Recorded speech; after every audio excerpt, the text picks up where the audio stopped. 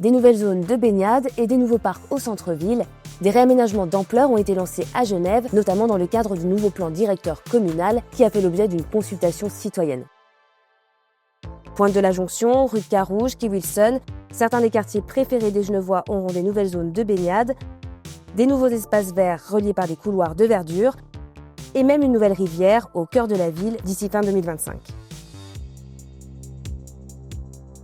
Critiqués par la droite, certains réaménagements ne font pas l'unanimité, mais la ville défend son projet de cité balnéaire qui doit désengorger les rives et les plages, développer la mobilité douce et les transports et donner plus de place à la nature.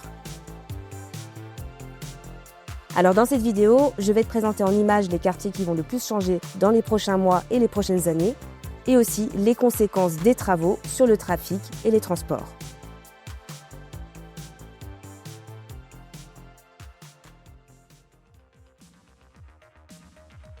D'abord, les zones de baignade, très convoitées par les Genevois qui prennent d'assaut chaque été les rives du lac et du Rhône, encore bondées et insuffisantes malgré la nouvelle plage des Eaux Vives, les nouveaux bassins installés au pied du jet d'eau ou le coin baignade aménagé sur la rive droite. Des plages précieuses qui ont souvent fait l'objet de votations pour être préservées. Et la population, appelée aux urnes en 1988, refuse massivement la destruction. Ou de pétitions pour être réaménagées ou agrandies. En 2005, des milliers de Genevois ont signé une pétition pour que la rive gauche se dote d'une grande plage. Selon les estimations, près de 20 000 personnes se rendent au bord du lac le week-end. Des milliers de baigneurs qui pourront bientôt faire trempette sur la nouvelle plage du quai Wilson. Ce réaménagement est le résultat d'un concours et a été inspiré par le plan directeur communal genevois. Et c'est le projet Les Marches de Théa qui a été retenu. Cette zone de baignade, longue de 600 mètres, ira du port de Plaisance jusqu'au parc Montrepos. Des grands bassins vont être installés et seront délimités par des marches en pierre qui se prolongent sous l'eau. Il y aura aussi un jardin-plage, un restaurant, une buvette, des vestiaires, des douches et des stationnements pour vélos. Les travaux devraient commencer en 2026 et devraient se terminer en 2028.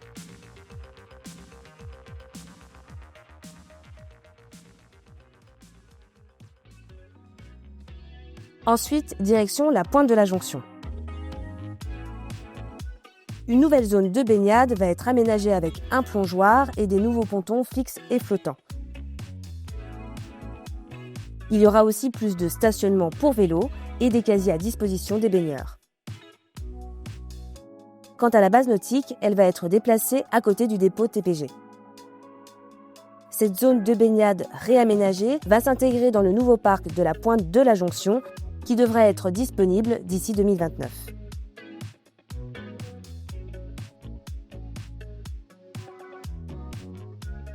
Ce futur parc ira de la rue de la Truite jusqu'à la Pointe et comprend le sentier des Saules jusqu'au pont sous terre. La Pointe sera traversée par le Petit Rhône, un nouveau canal qui va être détourné du Rhône. Cet espace proposera un verger, un jardin, des aires de jeu et une pataugeoire pour les plus petits.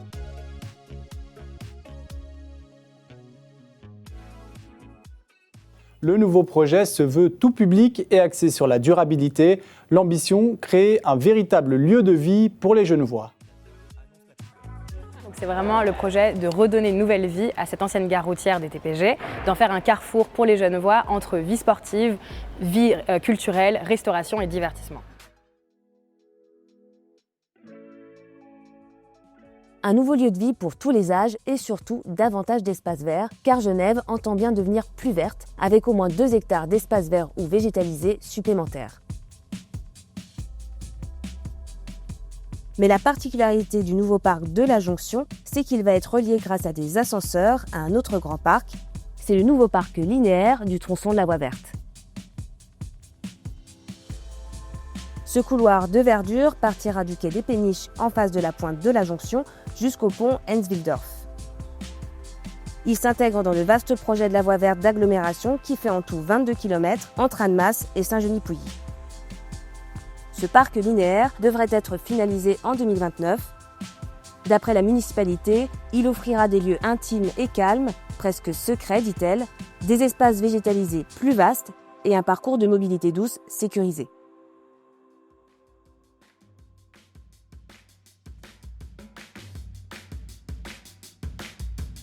Partons du côté de la Drise, cette rivière qui prend sa source au pied du Salève et qui traverse Genève, notamment au quartier de Praille Acacia Vernet.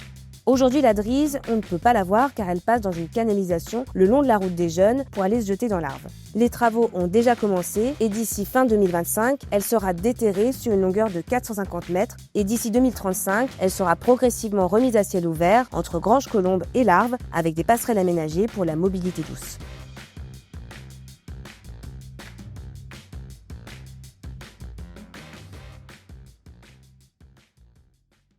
Mais ça va aussi améliorer la gestion de l'eau pour les pluies un peu plus standards. Ça permet de récolter les eaux de ruissellement et de les acheminer dans la rivière.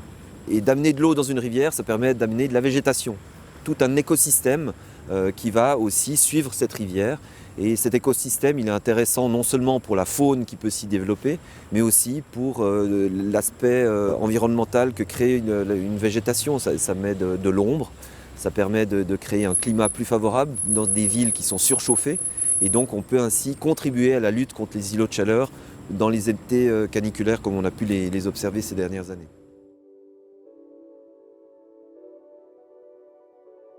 Parmi les autres réaménagements, prévoyez aussi plus de verre et de nouvelles zones piétonnes sur certains axes majeurs. Direction la rue de Carouge. La ville va aménager des lignes de tram végétalisées et des trottoirs jardins qui offriront un espace riche en végétation, en fleurs, des espaces détente et des stationnements pour vélos. Elle prévoit aussi de piétonniser la rue de Carouge entre le rond-point de Plain-Palais et la place des Augustins. Même projet du côté du rond-point de Rive qui deviendra une zone arborée totalement piétonne. Idem pour la rue de la Rôtisserie et ses rues adjacentes où l'aménagement proposera un espace piéton avec des îlots végétalisés.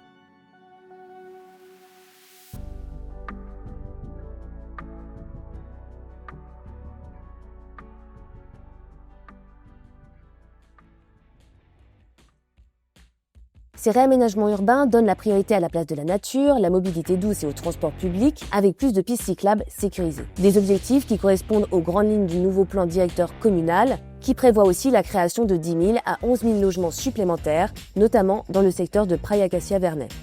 Des nouvelles constructions bienvenues alors que Genève est en pénurie de logements. Pour rappel, selon les chiffres officiels, moins de 0,5% des habitations sont vacantes sur le territoire.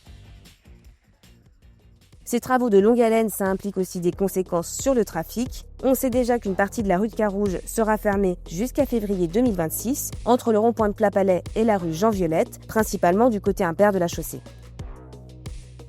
Les transports publics vont être maintenus jusqu'à l'été 2025, et ensuite des navettes en bus vont remplacer le tram.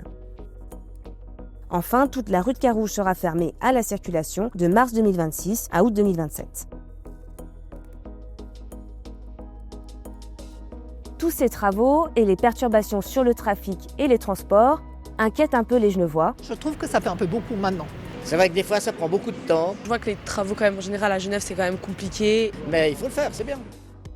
Mais la plupart des résidents que j'ai croisés restent quand même enthousiastes car ils sont pour plus d'espaces verts, moins de voitures et plus de pistes cyclables.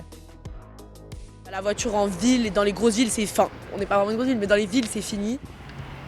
Alors oui, bien sûr, ça fait toujours du bien quand il y a du nouveau, quand il y a du neuf. Mais est-ce qu'il y a vraiment besoin de tout ça maintenant ?